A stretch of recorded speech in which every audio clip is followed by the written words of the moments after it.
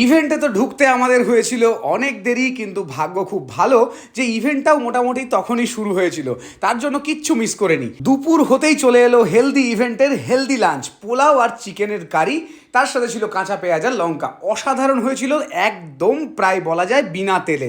খুবই সুন্দর লাগছিল খেতে, প্রচণ্ড হেলদি আর প্রচণ্ড টেস্টি। তো সবার সাথে গল্প আর আড্ডার সাথে সাথে লাঞ্চটাও হয়ে গেল।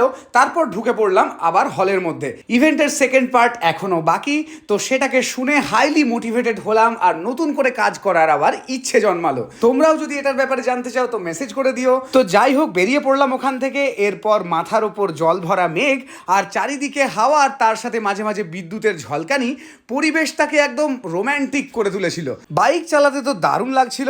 তো দুজনে মিলে গল্প করতে করতে দেখলাম একটু খিদে পেয়ে গেছে, তো দাঁড়িয়ে পড়লাম এই দিদির চায়ের দোকানে। গরম গরম ম্যাগি আর তার সাথে চা, একদম জমে ক্ষীর। তারপরে করে নিলাম বাজার আর ফিরলাম বাড়ি।